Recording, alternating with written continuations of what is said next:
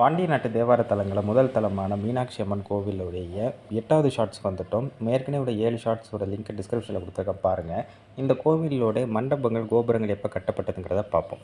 1168 சுவாமி கோபுரம், 1216 கிழக்கு ராஜகோபுரம், 1315 மேற்கு ராஜகோபுரம், 1372 சுவாமியோட சன்னதி கோபுரம், 1374 சுவாமி சன்னதியோட மேற்கு கோபுரம், 1452 ஆறுகால் மண்டபம், 1526 நூறுகால் மண்டபம், 1559 தெற்கு ராஜகோபுரம், முக்குருணி விநாயகர் கோபுரம், 1560 சுவாமி சன்னதியோட வடக்கு கோபுரம், 1562 தேரடி மண்டபம், 1563 பழைய ஊஞ்சல் மண்டபம், மன்னியடி நடராஜர் மண்டபம், 1564 வடக்கு ராஜகோபுரம், 1564 வெள்ளியம்பல மண்டலம், அதேமாரி பார்த்திங்கன்னா கொலு மண்டபம், 1569 சித்திர கோபுரம், ஆயிரங்கால் மண்டபம், 63 நாயன்மார்கள் மண்டபம், 1570 அம்மன் சன்னதி மேற்கு கோபுரம். மிச்சம் உள்ளதை நம்ம அடுத்தடுத்த பதிவுகளில் ஒன்றா பார்ப்போம்.